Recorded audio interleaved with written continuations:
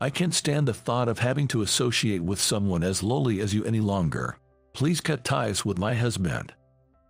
I was invited to my best friend's wedding and, due to work commitments, arrived a bit late.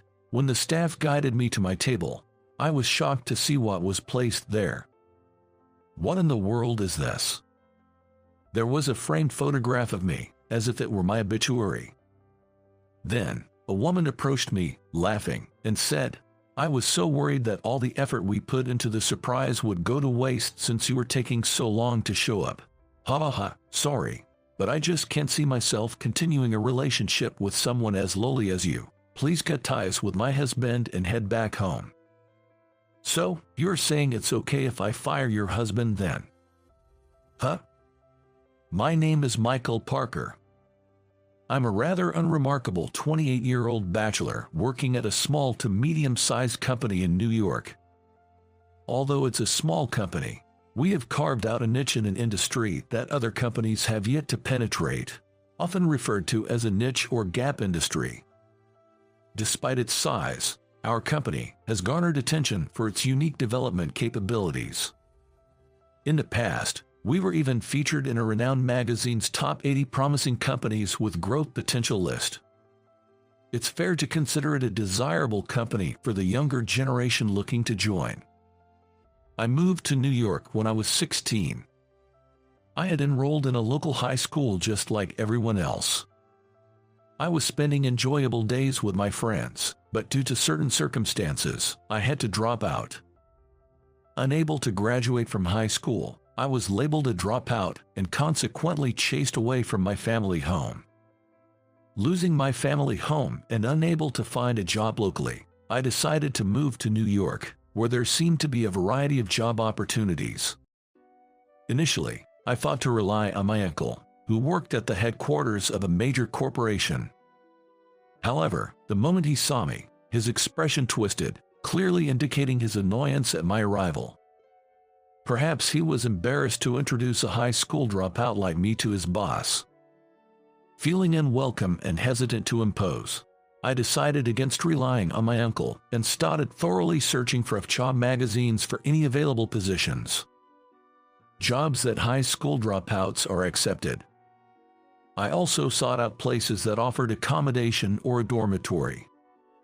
Immediate start positions were particularly appealing.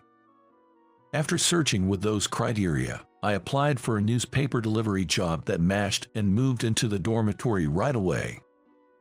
The job involved various tasks like unloading goods, inserting flyers, and delivering and collecting payments for newspapers in the morning and evening. It was a demanding job that started early and didn't allow for days off even in bad weather. However, once I got used to the work rhythm, it wasn't too tough. I had free time, and as long as I didn't indulge in luxuries, I could earn enough to live comfortably. For me, it was a perfectly satisfactory life. Each newspaper delivery person was assigned a specific area. The areas I was responsible for included schools, factories, and businesses. It was somewhat akin to an industrial zone. Among them was a company engaged in a field I had always been interested in.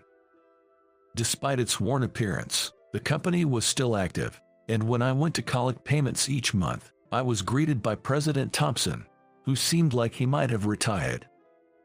"Hello, I'm here for this month's collection." "Oh, Michael, welcome." As I entered the company in a casual manner, President Thompson would always greet me with a smile and make tea. Served with tea and sweets as if it were a small token for the collection, I had made it a habit to chat and pass the time here. One day, during a casual conversation with President Thompson, I had the opportunity to talk about the field I was studying as a hobby. "Oh, you're studying this field, huh?" "Well, yes. I haven't had formal education since I'm just a dropout." Education doesn't matter. What's important is your motivation and perseverance. President Thompson showed interest in my story and introduced me to a person named Dylan, who was in sales at the company, on the spot. I later learned that this sales representative was actually the executive vice president. Despite his high position, he was very approachable, which might have been due to President Thompson's kind nature, making me think that the company attracted similarly open-hearted people. I was just an amateur with no formal education. Yet, Dylan listened to my story attentively. At the end of our conversation, President Thompson, who had listened with us, surprisingly offered me an opportunity. The pay isn't great, and it might be tough at the beginning, but if you're willing, Michael, would you like to work with us? Being a high school dropout with no significant skills, I thought I would never be able to get a job at a decent company, so this offer was very appealing. I could acquire skills at this company. Please, I would like that very much. I decided on the spot, returned to my part-time job, and promptly resigned. With the money saved from my newspaper delivery job, I rented a cheap apartment and commuted to the company from there. At first, the salary was indeed meager, but I learned the basics thoroughly here. Dylan and the other seniors taught me a lot of knowledge with great care. Being a small company, I was able to learn not just technology, but also sales and accounting in practice, which undoubtedly had a significant impact on my life later on. After gaining sufficient skills working under President Thompson, he encouraged me to aim even higher. And then, 2 years ago, a childhood friend and classmate from my hometown, which I hadn't returned to since coming to New York, came to visit. His name was Jason. Tall and sturdy, Jason greeted me with a smile as soon as we met. I've always been bad at sports, but Jason, on the other hand, was exceptional in athletics and could handle any sport with ease, making him a cool friend. He was popular in class and somewhat of a hero. At sports festivals, he was always the pride of our class, being at the center of everything. It's been a while, Michael. How have you been? Jason, of course, I'm doing well, and you're as solid as ever. Yeah, I still run every morning. Seeing Jason smile after such a long time was like seeing the sun shine brightly. He was the epitome of a refreshing, good young man, and having not known his recent circumstances since coming to New York, I was relieved to see his cheerful nature was still intact. Since our reunion, we've been meeting up whenever possible, as if making up for lost time. We kept in touch for female, but it felt like we didn't need it. There was no distance between us. It was as if the time apart hadn't happened, and our relationship hadn't changed from before. Jason hadn't changed a bit. However, there was something that bothered me. For about 6 months, I've felt a slight, just a slight, discomfort in my interactions with Jason. I knew the reason. It was the hostility towards me from a woman Jason had started dating. Her name was Emily. She was flashy, with trendy makeup. I've only met her a few times, but I didn't have a good impression of her from the start. Her appearance, well, I thought she was Jason's type, so I didn't really think much of it. But Emily, who was smiling when introduced, showed her true colors as soon as Jason left the table. The moment Jason was out of sight, her expression vanished and she looked down on me with cold eyes, as if she was looking at an insect. You're a high school dropout, right? You look the part. What? Huh? You're clearly an uneducated fool. Her attitude was so different that I was taken aback, thinking I had misheard her. Jason and I both graduated from college, you know. We got our degrees from regular admissions. The difference in our achievements is clear. Aren't you ashamed to be a dropout? How can you even claim to be Jason's friend? If it were me, I'd be too embarrassed to keep in touch. Do you think you're on the same level as us? It seemed that Emily took pride in being a college graduate, just like Jason. She seemed to be particularly bothered by the fact that I, a high school dropout, was close friends with Jason. Ever since that first meeting, whenever I encountered her with Jason, she behaved the same way. When Jason wasn't looking, she would click her tongue or ignore me, openly displaying childish hostility. Ack, I hate this. Hanging out with such a low-life idiot might make us dumb too. High school dropouts are really stupid, aren't they? I'm trying to be polite and indirect, but you just don't get it. When I show up, you should have the sense to leave. I had my own thoughts about the situation, but Jason seemed to care a lot about her. Perhaps she was a wonderful girlfriend in front of Jason. I decided it was best not to get involved more than necessary and ignored her behavior. Even though I was worried about Jason continuing to date her, it seemed he had decided to marry Emily. I received the wedding invitation directly from Jason. Congratulations. I managed to offer my congratulations, but I'm not sure I was able to smile. My face might have even been twisted. Still, not wanting to dampen Jason's happiness, I decided not to say anything about Emily. After all, her issue was with me alone. I wanted to believe she truly loved Jason. It's possible that my interactions with Jason might decrease in the future. While the thought made me feel lonely, I consoled myself that it would be the same no matter who he married. On the day of Jason's wedding, I was delayed due to a sudden work commitment. I rushed to the venue, but it appeared the reception had already started. You are here for the ceremony, right? Please allow me to guide you to your seat. This way. As I reached the table I was directed to and was about to sit down, I intended to thank the staff member who had pulled out the chair for me.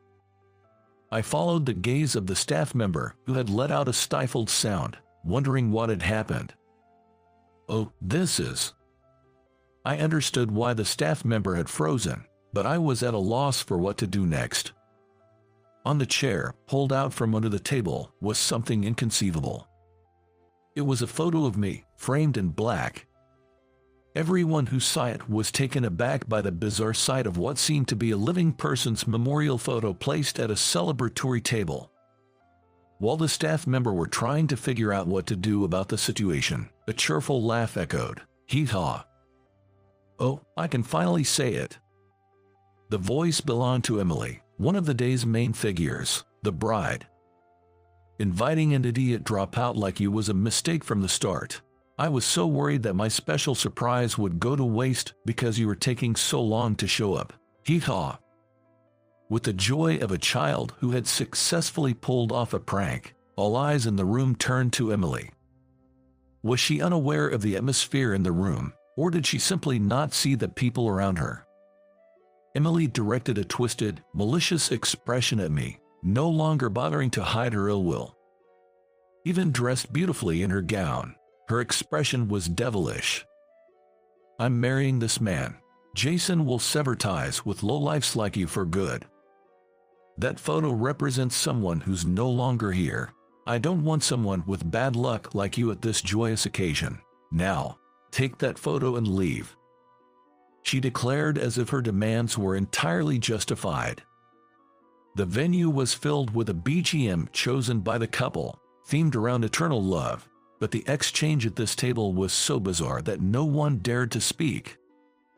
This situation was so absurdly incongruous with the background music that it became almost comical. I chuckled quietly and looked straight at Emily. Cut ties, you say? Yes. Don't make me say it again. So, you're saying it's okay to fire Jason, then? I shrugged at this. What are you talking about? Emily. Jason forcefully pulled Emily's arm, which he had begun to raise. He must have been dumbfounded by Emily's sudden and outrageous actions until now. Ouch, that hurts.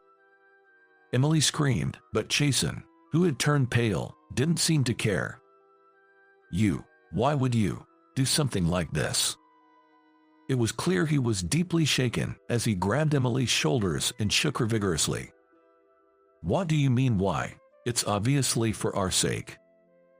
Emily. How long do you plan to keep looking after a dropout idiot like him? I didn't go to college to associate with lowlifes like this. Emily's outburst caused a stir throughout the venue. Jason's colleagues, who had been observing the situation at the same table, interjected awkwardly. Emily seems to be under a misunderstanding. It's not Jason who's been looking after things, but President Parker, one of the colleagues clarified, pointing towards me. At this, Emily looked puzzled. Huh? President Parker? Who's that? Holding the arms of a bewildered Emily, Jason shouted as if barking out. It's him. I work for Michael's company. When Jason, a former athlete with a strong lung capacity, raised his voice in anger, the room was enveloped in a silence so profound it was almost painful to the ears. Before anyone realized it, the background music had stopped and the venue had become eerily quiet. Emily blinked several times, slowly coming to understand that this was no joke. Despite momentarily turning pale, she did not let her suspicious gaze towards me waver. This man is a president, but he's a dropout. I don't know what he did, but he must have started his company with money won from horse racing or, the lottery. And then, he just set up the company and leaves all the brain work to people like Jason, who are college graduates. How terrible, she ranted. She was determined to say whatever she wanted without holding back. Even Jason was subjected to harsh criticism from those around him due to Emily's ignorant remarks. Enough, just be quiet. Jason gritted his teeth and shouted to silence Emily, then turned back to me and apologized deeply. I'm really sorry, despite taking time out of your busy schedule to come here, to be greeted with such terrible treatment. Even though I was unaware, I don't know how to begin to apologize. What? Why are you apologizing to such a lowlife? I'm truly sorry. Jason choked on his words as he spoke. That's right, it's all your fault. A figure shouted as they rushed over. It was Jason's father, Frank, coming from the family seats, a face I remembered fondly. Frank struck Jason on the head with a knuckle punch. Do you think you can get away with just that? Frank, raising his voice as if forgetting this was a wedding venue, apologized to me on the spot. In a panic, Jason shrank his large frame and apologized next to Frank in the same manner. Young master, despite the countless times you've extended a helping hand to my unworthy son, to end up with this mess. As a parent, I am truly ashamed and sorry beyond words. Please accept my deepest apologies. With that, he broke down crying. Those unaware of the situation were puzzled by the sudden apologies from the groom and his father. The venue staff gathered around, unsure of what to do, just watching the situation unfold, while Emily stood there, dumbfounded. Please, I'm too old to be called young master, Frank. I insist. Besides, I'm not in that position anymore. Despite my urging, Frank stubbornly refused to stop apologizing. Jason is what he is today thanks to you, young master. It's because you protected Jason that he could continue playing baseball for college. Despite the sacrifice of not graduating high school yourself, you persevered and started your own company. And when Jason could no longer work in a big company, you kindly took him into your own. No one could interrupt Frank's tearful speech. This fool, Jason, has lived because of the help from the young master, and to betray that in such a way. Next to the sobbing Frank, Jason was also crying silently, his body shaking. Frank wiped away his tears with his sleeve. Young master, I'll disown Jason for bringing such an unworthy woman into our family. Please, this time, give up on Jason for good. Frank was firm in his decision, a man of strong principles. Frank was the gardener in my family home. With skilled hands, Frank maintained our garden, a man of deep emotion and principle, but also simple and quick to anger. Please, don't talk about disowning him. I've just lived my life the way I wanted. There's no need to be indebted forever. Jason should have the freedom to choose his own career and spouse. Even as I said this, Frank stubbornly shook his head. I don't want to think of such an ungrateful person as my son. Faced with the stubborn Frank, I wondered what to do. I knew from our long relationship that once Frank got like this, he wouldn't listen to reason. Reluctantly, I began to persuade Frank. Placing a hand on his shoulder, I chose my words carefully and calmly. Meanwhile, Emily, who had been standing by, seemed to snap back to reality and grabbed Jason by the collar, shaking him. "What is going on? Fix this situation." Jason, refusing to even meet her gaze, ignored everything Emily said. Unaware that she was the cause of the situation, Emily began to physically attack Jason. Eventually, the staff and others intervened, and Emily was taken to the waiting room. Thus, the tumultuous wedding was called off and disbanded. "I'm really sorry about what happened. Just like my dad said, it's all my fault." A few days later, Jason came to apologize again after all the follow-up was taken care of. "When Michael got suspended for covering for me, and when you took me in even though I was suspected of embezzlement, I've always been saved by you. Yet, I never properly explained to my partner about Michael, in my own words. Yeah. I consider you the most trustworthy person in the world, so I just assumed that anyone I'd be with would naturally trust you as much. I guess I was taking things for granted." "Yeah. Just because we're in a boss-employee relationship at work. Yeah, that was me being complacent too. In Emily's case, it was a different issue, though." I was nodding along as Jason spoke. After the wedding, it seems Jason had talked things over with Emily, explaining the past. But Emily, who values educational background and social status, didn't understand Jason's feelings. A high school dropout is only good for being used to some advantage. From now on, you should just use Jason as you see fit. Hearing Emily's values and realizing she couldn't accept his best friend, meaning me, being made into a portrait at his happiest occasion, Jason decided it was impossible to stay with her. Their completed marriage registration was never submitted and ended up being discarded. The reason Frank and Jason feel indebted to me goes back to our high school days. Jason was a promising player, scouted as the ace of the baseball team. One day, as I, a non-athletic club member, happened to pass by the sports club's building, I saw Jason cleaning up alone. Even as an ace, he was still a freshman, and his seniors, jealous of his abilities, had burdened him with laborious tasks as a form of harassment. Hearing he still had to carry equipment back to the clubroom despite being exhausted, I decided to help. But as we passed by another clubroom, we could smell cigarette smoke. The door of that clubroom was open, and the students inside noticed us and came out. Then we heard footsteps.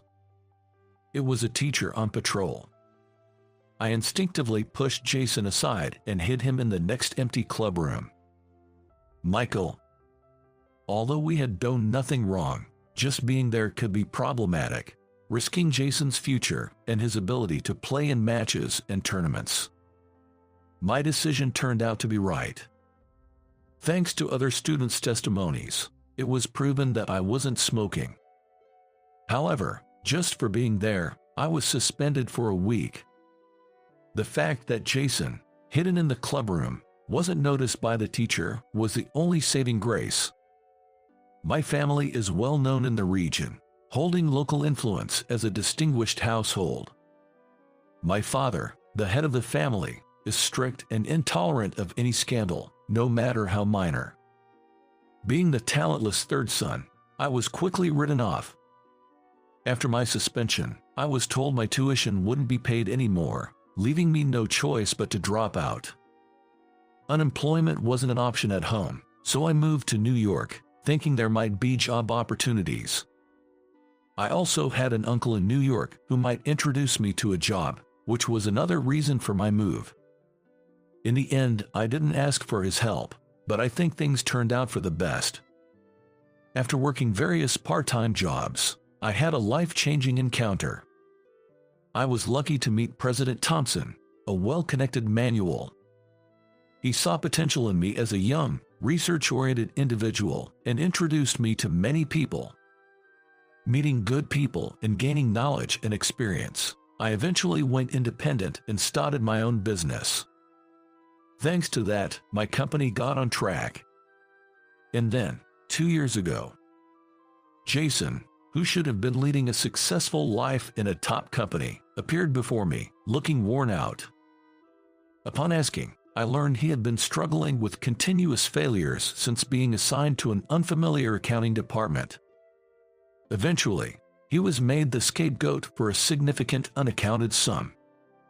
A team was formed to scrutinize the matter, and it was proven that he wasn't involved in any forged orders or fraudulent expense claims. However, he was still held responsible for the loophole created in the accounting department due to his presence and faced disciplinary action, making his work environment unbearable. He was transferred to another department, but his prospects for promotion were ruined. I invited him to join my company. Jason shows exceptional talent in physical activities, but his clumsiness becomes apparent when it comes to detailed tasks. This was the reason he didn't take over from Frank. Despite his clumsiness with detailed tasks, Jason has a cheerful and honest personality, serves as a mood maker, and possesses a perseverance to see through tasks he's committed to. I took Jason's character into account when deciding to welcome him aboard. By this time, my company had become well known, and Jason was eager to make the career switch. I don't recall ever providing life-changing assistance, but Frank, being old-fashioned, was troubled that his son's downfall was linked to the son of the household he worked for. Trying to stop him from confronting the school about it has now become a fond memory. It was the same on the day I left for New York. Jason came to see me off, continuously apologizing, so I told him, "If you feel you owe me, then keep playing baseball and do your best. Don't get injured. Stay healthy." Jason tearfully nodded in agreement, and true to his promise, he continued playing baseball without major injuries until college. Jason's and my lives are intertwined. But the bond, like that of brothers, remains strong despite the distance, and it's not just Jason who has benefited, as Frank suggests. Given my estranged status from my family, Jason is like the only family I have. Moreover, since Jason joined our company, his influence has made the sales department more vibrant and united. Correspondingly, our performance has been gradually improving. When Jason was feeling down, I made it a point to talk about his strengths and how much I rely on him. Being straightforward, like father like son, he finally smiled broadly and nodded when I said, "Let's continue working together." "Yeah, but I'd like to have a say the next time you get engaged. You might not want to hear this from a bachelor, but I believe I have a good eye for people." With a laugh, Jason looked surprised at first but then laughed out loud. I believe this incident brought us even closer